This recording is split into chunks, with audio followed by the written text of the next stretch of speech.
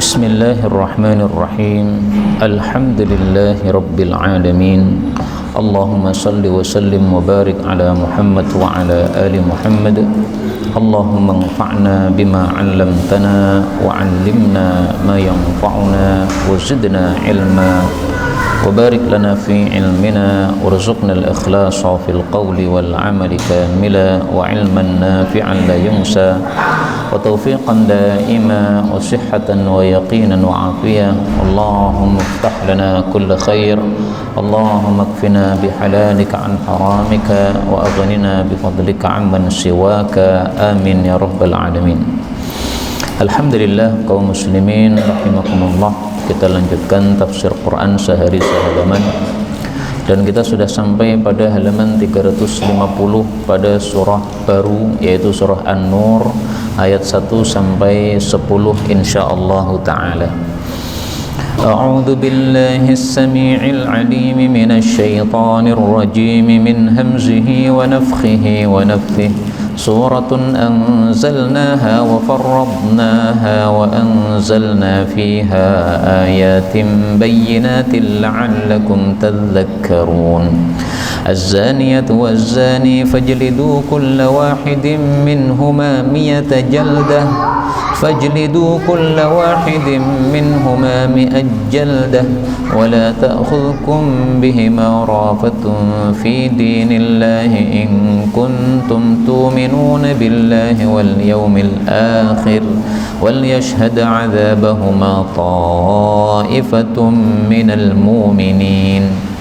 الزاني لا ينكح إلا زانية أو مشركة والزانية لا ينكحها إلا زان أو مشرك وحرم ذلك على المؤمنين.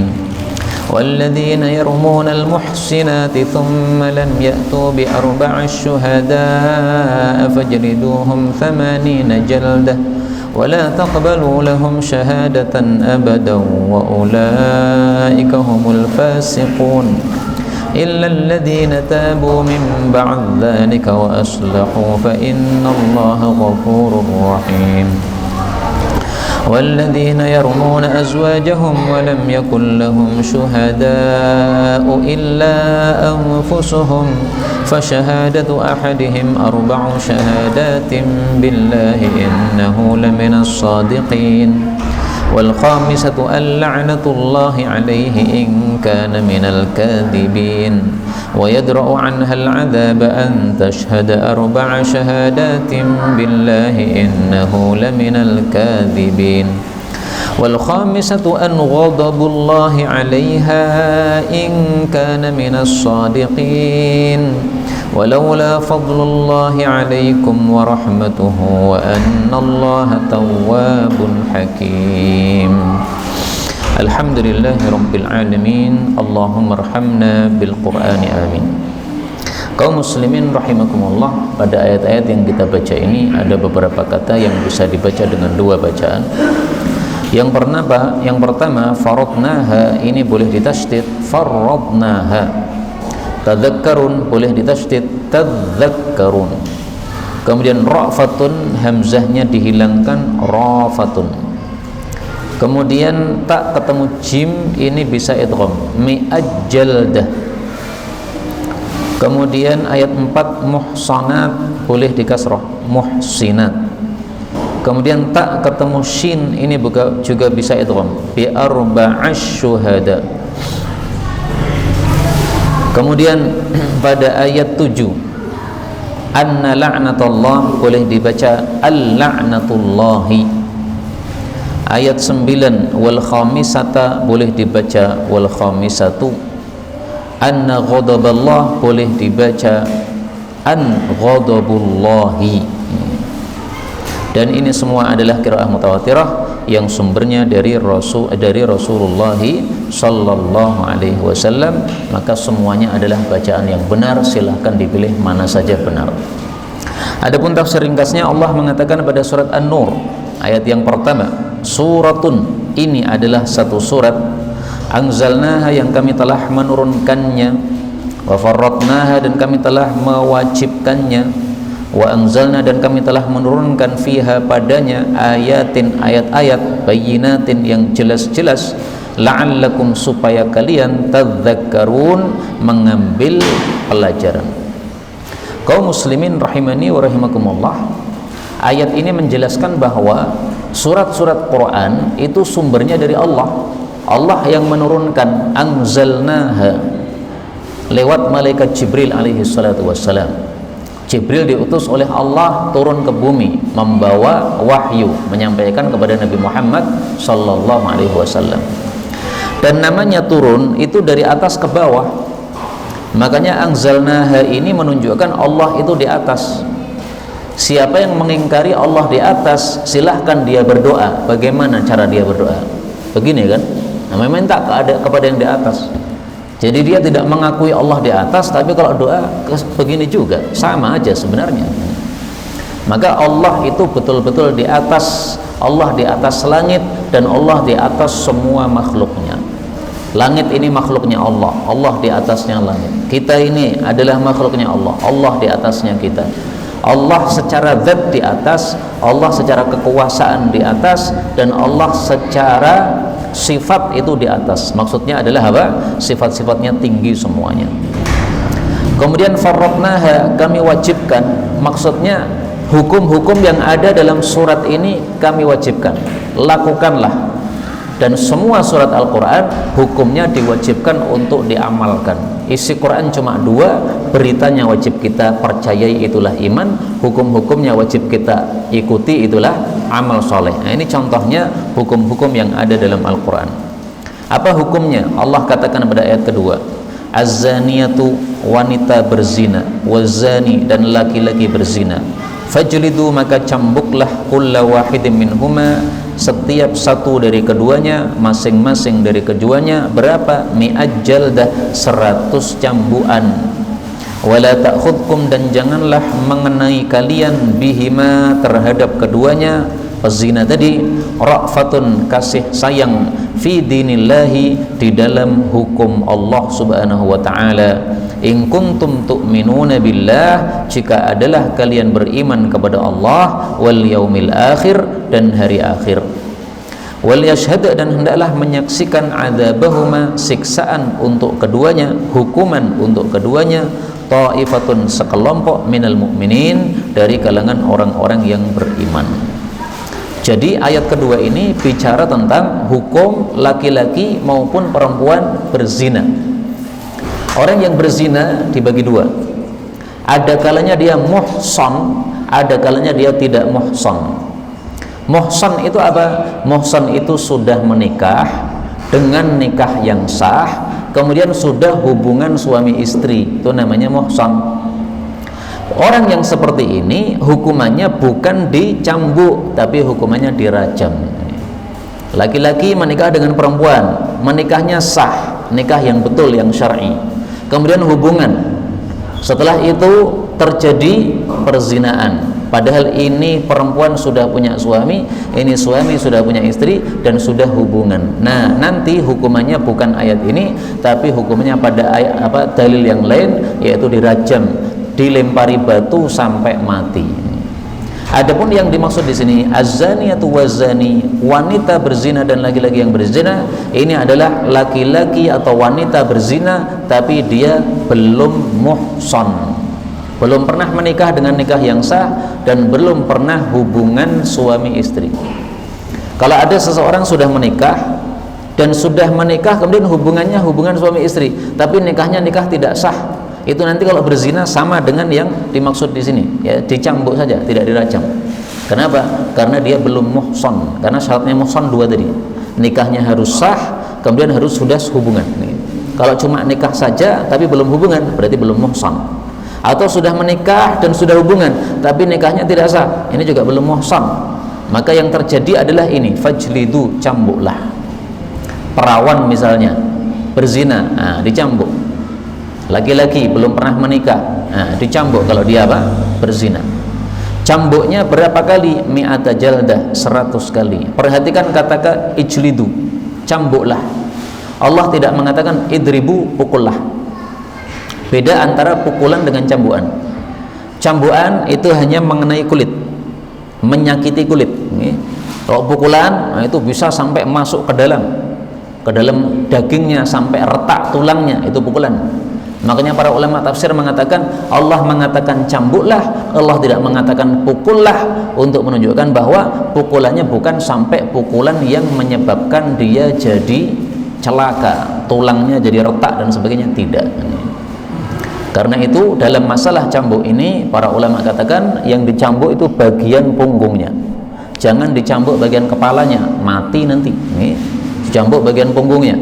Apakah ada dalilnya? Ada. Rasulullah SAW bersabda kepada seseorang yang dia menuduh berzina kepada orang lain, beliau mengatakan al-bayyinah, kamu datangkan bukti, wa illa fahaddun fi dhahrik, kalau kamu tidak bisa datangkan bukti maka kamu akan dicambuk pada punggungmu. Nah, ini hadis riwayat Abu Dawud nomor 2254 menunjukkan bahwa yang dicambuk bagian punggungnya, bukan bagian kepalanya, nanti bisa mati.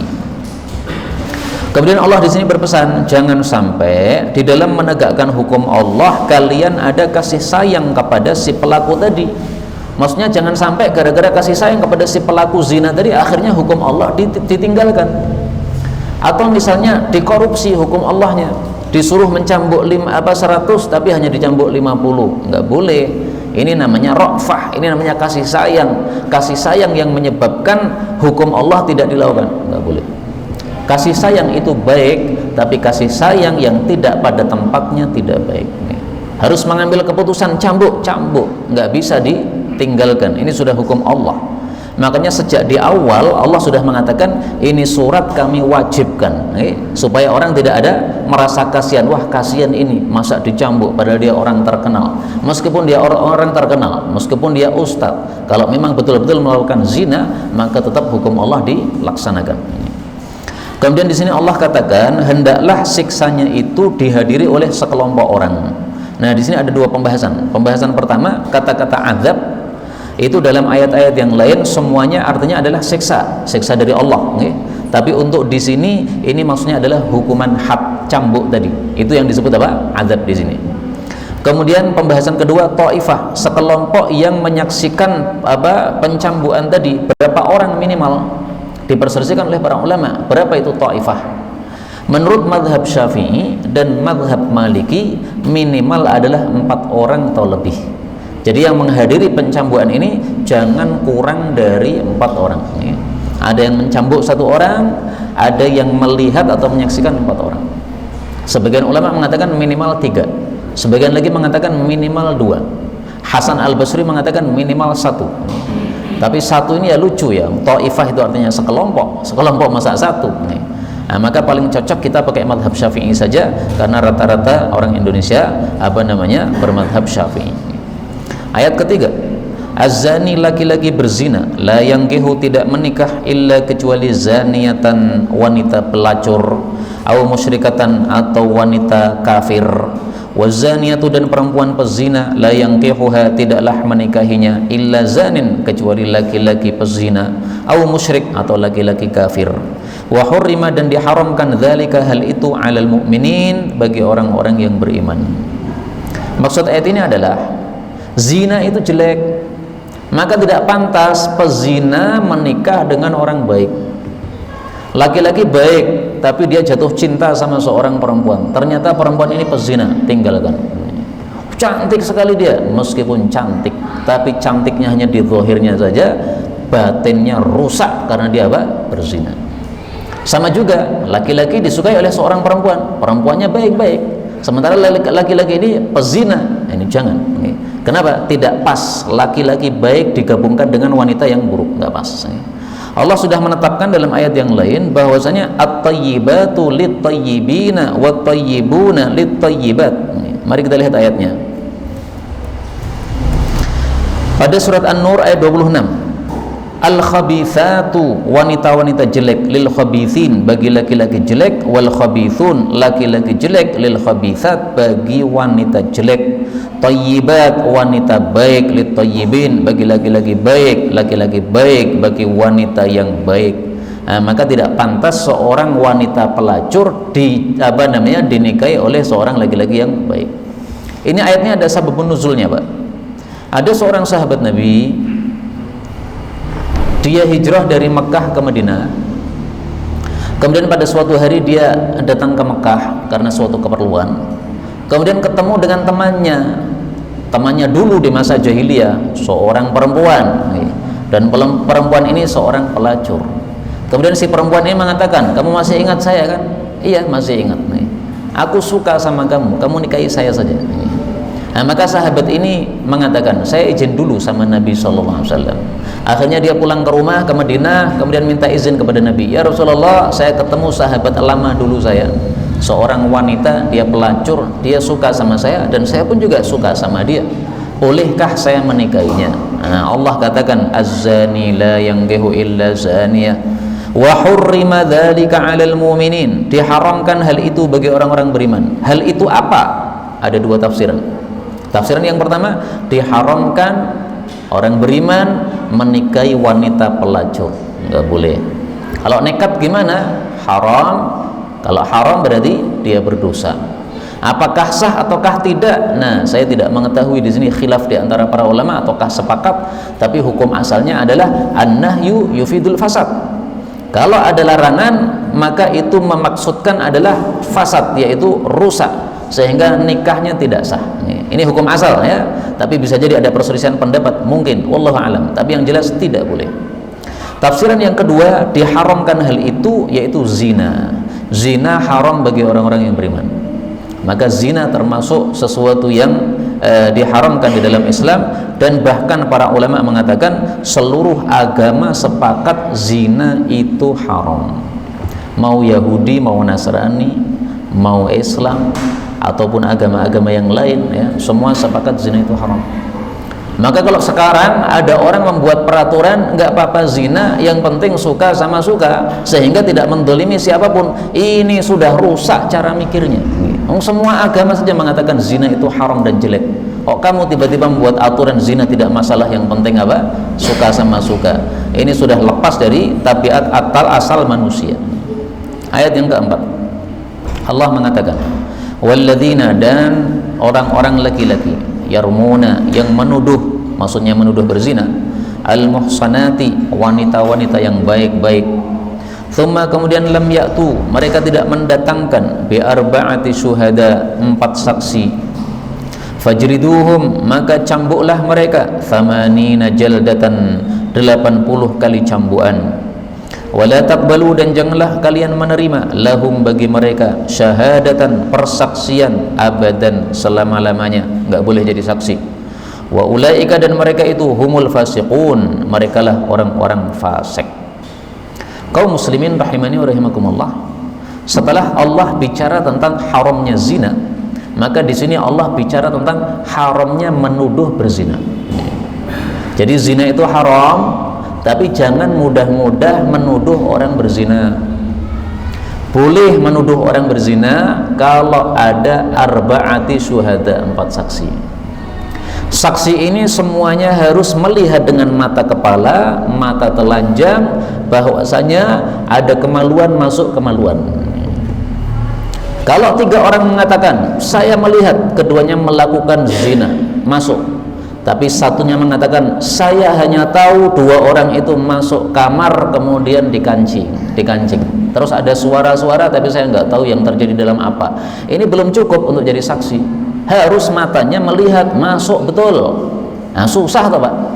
Makanya sepanjang sejarah dari turunnya ayat ini sampai hari ini belum pernah ada zina disaksikan oleh 4 orang. Belum pernah. Pian delok ini. Parane Melayu sih. Biasanya dimatikan juga lampunya kalau orang itu takut ketahuan orang. Nah, kalau sudah dimatikan lampunya, nggak kelihatan Pak. Apa di center, nggak kelihatan pokoknya, susah. Nah, makanya sepanjang sejarah sampai hari ini belum pernah ada zina disaksikan 4 orang. Nah, mungkin wallahu alam kalau sekarang sudah ada CCTV ya. Nah, pas ada orang berzina ternyata ada CCTV, kemudian ada 4 orang kumpul melihat ke TV-nya, nah, mungkin itu bisa. Tapi zaman dulu belum ada CCTV dan sebagainya. Baik, di sini Allah katakan al-muhsanat, wanita-wanita yang baik-baik. Maka tidak boleh menuduh berzina wanita-wanita yang baik-baik. Kalau wanita-wanita yang tidak baik, nah, kalau mereka dituduh berzina, pantas memang, tetapi tetap tidak boleh kita menuduh berzina kecuali ada 4 saksi. Istilah muhsanat ini di dalam tafsir Ibnu Katsir, di dalam tafsir Tanwir Mikbas, tafsir Ibnu Abbas dikatakan al-afifat, yaitu wanita-wanita yang baik-baik, al-harair yang merdeka, al-muslimat yang beragama Islam. Berarti kalau kafir maka tidak masuk di sini. Kalau dia budak tidak masuk di sini. Karena kalau menuduh budak, nah, itu lebih ringan hukumnya daripada apa? Menuduh orang yang merdeka. Seorang majikan menuduh budaknya berzina, padahal tidak punya saksi. Ayat ini nggak berlaku. Yaitu majikannya tidak dicambuk gara-gara menuduh apa? Budaknya. Kenapa? Nggak selevel. Ini budak sama majikan. Tapi hukum nanti akan ditegakkan oleh Allah di hari kiamat. Di akhirat Allah akan mengatakan, kamu dulu menuduh budakmu berzina, padahal dia baik, dia tidak berzina. Sekarang kamu dicambuk. Nah, dicambuknya di neraka, Pak. Lebih ngeri dicambuk di neraka daripada dicambuk di dunia. Nah, maka al-muhsanat di sini wanita muslimah yang baik-baik, yang dia merdeka. Kalau ada yang menuduhnya berzina padahal tidak mampu membawa 4 saksi, maka dicambuk 80 kali cambukan. 80 kali cambukan ini adalah hukuman had yang paling ringan yang disebutkan di dalam Al-Quran. Karena ada 80, ada 100 yang berzina tadi, 80 yang menuduh berzina. Kemudian di sini Allah katakan jangan terima persaksian mereka selama-lamanya, dan mereka adalah orang-orang fasik. Jadi orang yang menuduh berzina itu ada 2 vonis dari Allah. Vonis pertama, dia tidak berhak menjadi saksi. Saksi nikah, saksi apapun nggak bisa. Saya mau jadi saksi nikah, maka hakim mengatakan kamu nggak bisa jadi saksi nikah. Kenapa? Kamu menuduh orang baik-baik berzina. Kemudian vonis kedua, Allah vonis mereka orang fasik. Fasik itu apa? Pelaku dosa besar. Ini dosa besar, menuduh berzina orang itu. Dan tanda dosa besar itu ada 4. Diancam laknat Allah, diancam murka Allah, diancam neraka, atau diancam hukuman had. Nah, ini diancam hukuman had 80 kali cambukan. Maka berarti apa? Dia termasuk pelaku dosa besar.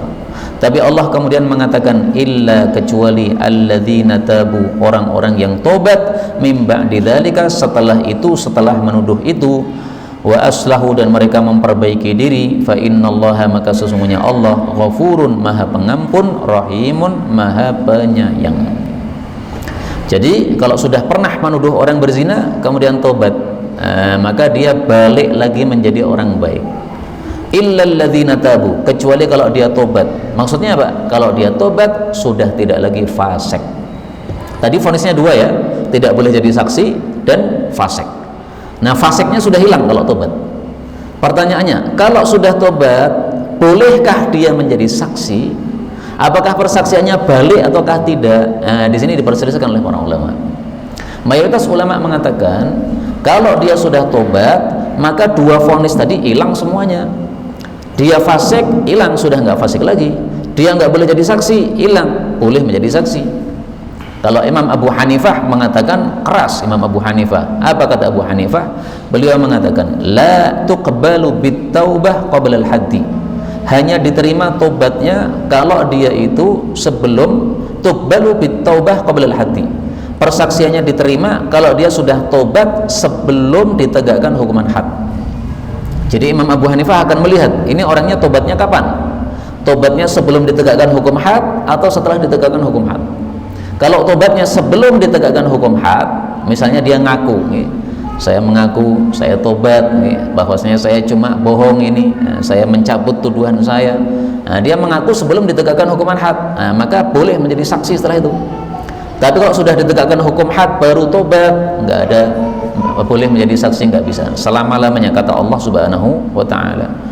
Ada juga yang mengatakan selama-lamanya tidak bisa menjadi saksi, meskipun tobat pun tetap tidak menjadi saksi, karena kata-kata illal ladzina tabu, kecuali orang-orang tobat, ini dikembalikan kepada al-fasikun saja, ya, tidak disebut fasik kalau sudah tobat. Kita lanjutkan ayat yang ke-6. Walladzina, dan orang-orang yang yarmuna, mereka menuduh azwajahum, istri-istri mereka, yaitu menuduh berzina. Walam yakul lahum, dan tidak ada bagi mereka syuhada, saksi-saksi, yaitu 4 saksi. illa anfusuhum, kecuali diri mereka sendiri. Fasyahadatu, maka persaksian ahadihim, masing-masing mereka atau salah satu dari mereka adalah arba'u syahadatin, 4 saksi, billahi, dengan nama Allah.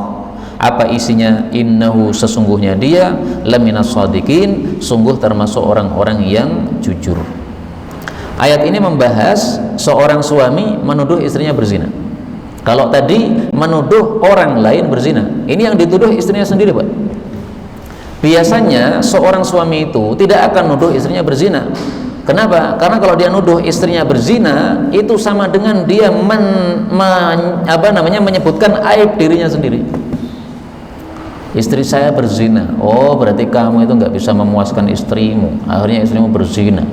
Maka orang kalau mengatakan istrinya berzina, itu seolah-olah apa? Membuka aib dirinya sendiri. Nah, sehingga biasanya kalau suami bilang istri saya berzina, biasanya benar. Karena kalau dia tidak benar, dia terpaksa ngomong, itu menunjukkan aibnya dirinya, maka apa? Dia terpaksa ucapkan. Tapi dalam Islam tetap ada hukumnya. Kamu mengatakan istrimu berzina, kamu nggak bisa mendatangkan 4 saksi kan? Nah, sudah, supaya persaksianmu diterima, 4 saksi kamu ganti dengan 4 sumpah. Dia mengatakan, demi Allah saya jujur bahwasanya istri saya berzina. Diulangi lagi, demi Allah saya jujur, istri saya berzina. Demi Allah saya jujur, istri saya berzina. Demi Allah saya benar, istri saya berzina. Mengatakan demi Allah, inilah yang disebut syahadatin billah, persaksian dengan nama Allah. Jadi di sini disebut persaksian, tapi maksudnya apa? Sumpah. Kenapa ya sumpah disebut persaksian? Karena ini sebagai ganti dari apa? Saksi 4 tadi. Nggak bisa datangkan 4 saksi. Nah, sudah, kamu ganti dengan sumpah dengan nama Allah bahwa istri kamu berzina dan kamu jujur dengan tuduhan kamu. Tambah 1 sumpah lagi, wal khamisah, dan yang kelima, yaitu perkataan yang kelima yang diucapkan oleh suami. Al-la'natullahi alaih, bahwasanya laknat Allah ditanggung oleh dia, in kana minal kadzibin, jika dia termasuk orang-orang yang dusta. Yaitu dia mengatakan alayya la'natullah, saya siap dilaknat Allah, in kuntu minal kadzibina fima ramaitu zaujati, kalau saya bohong ketika saya menuduh istri saya tadi berzina. Maka dia mengucapkan 5 ucapan ya.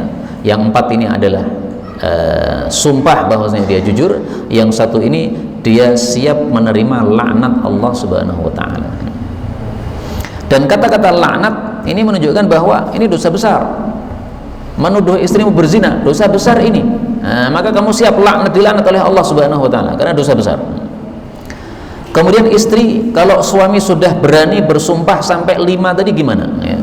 Maka Allah mengatakan wa yadra'u, dan menolak anha, terhadap wanita tadi, al-adzaba, hukuman, an, bahwasanya tashhada, dia pun bersumpah, arba'a syahadatin billah, 4 kali persumpahan dengan nama Allah, innahu laminal kadzibin, sesungguhnya si suami termasuk orang-orang yang dusta.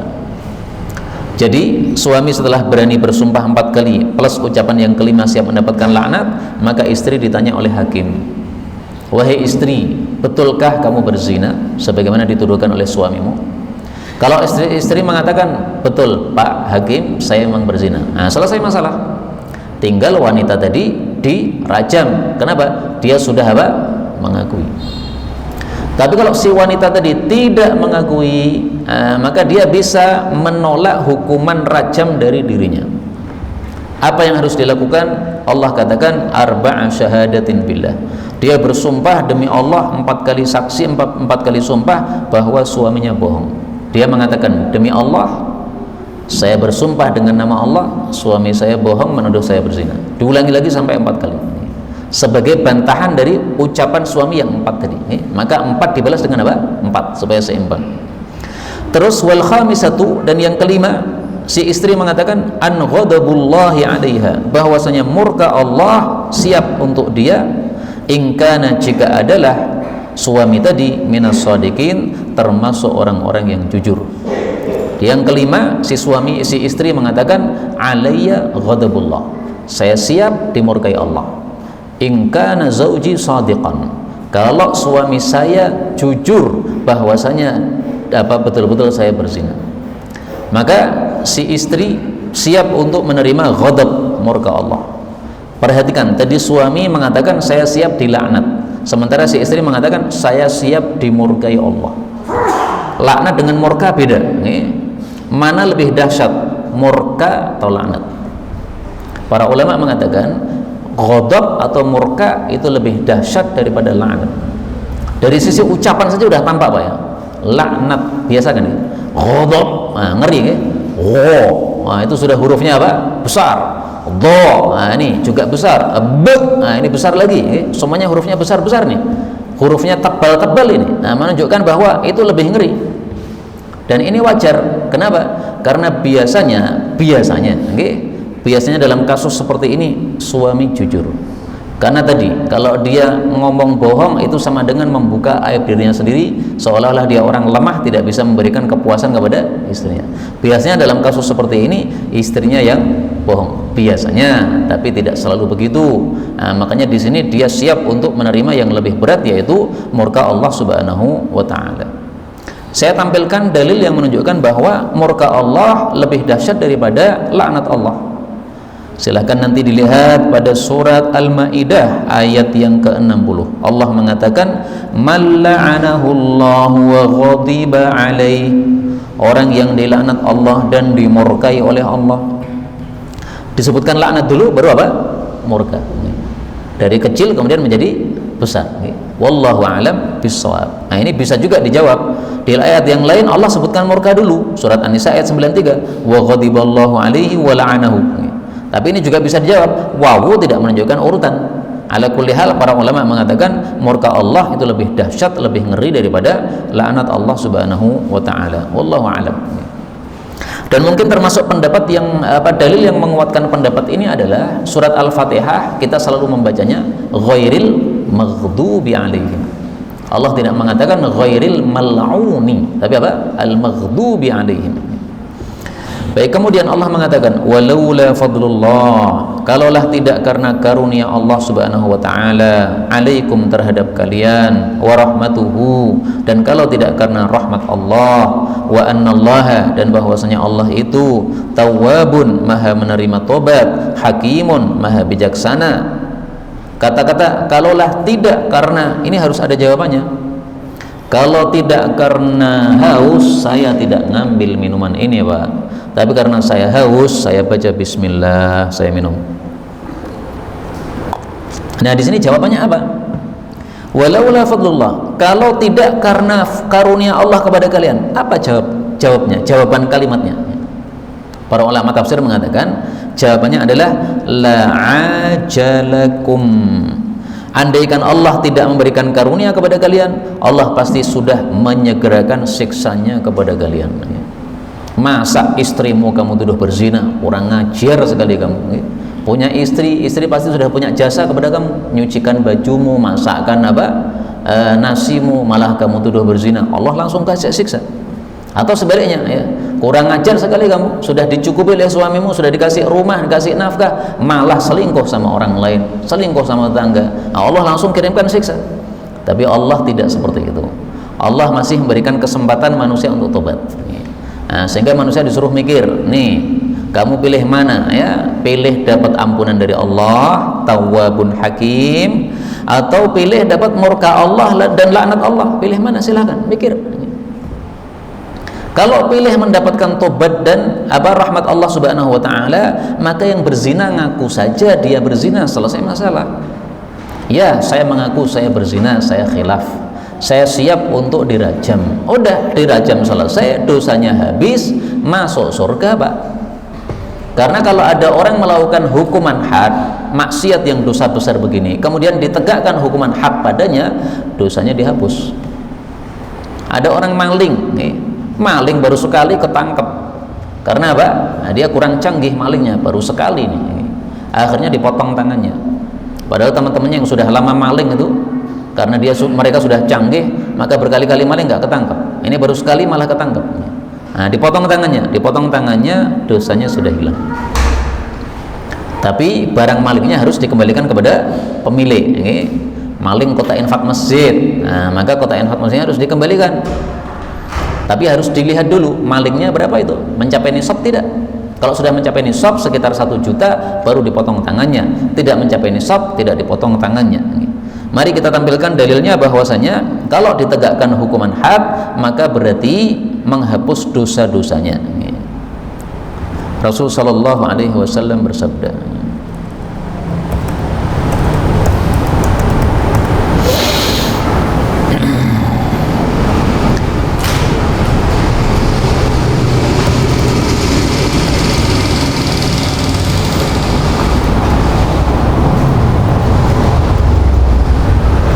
lafal hadisnya saya lupa ya.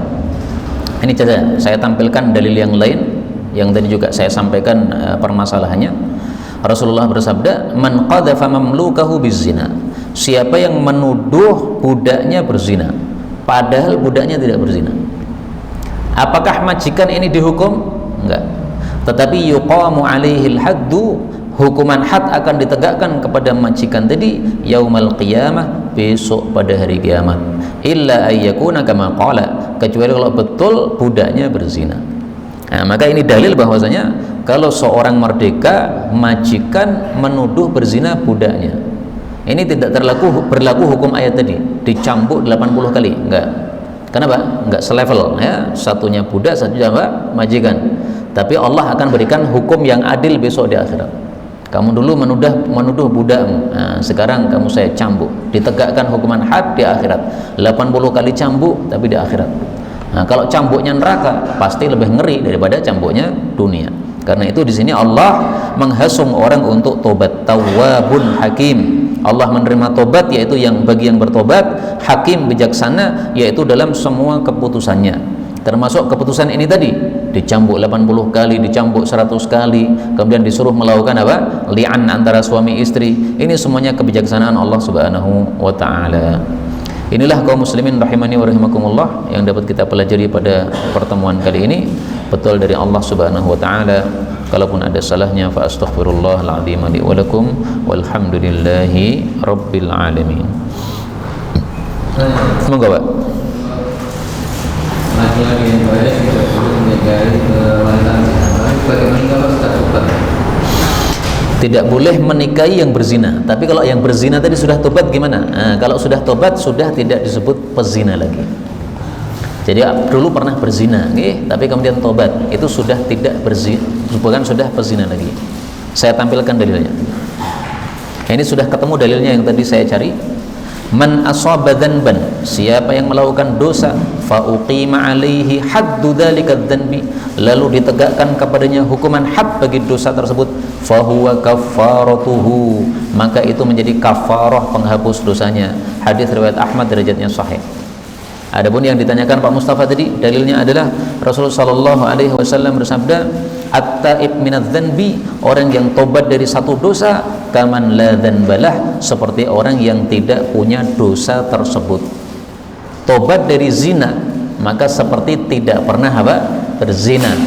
Maka tidak bisa disebut sebagai pezina. Disebut pezina kalau dia selalu melakukan zina, enggak tobat-tobat. Atau satu kali melakukan zina tapi enggak tobat, sama juga dia pezina. Kalau sudah tobat maka sudah tidak disebut sebagai pezina. Wallahu a'lam bishawab. Alhamdulillahirabbil alamin.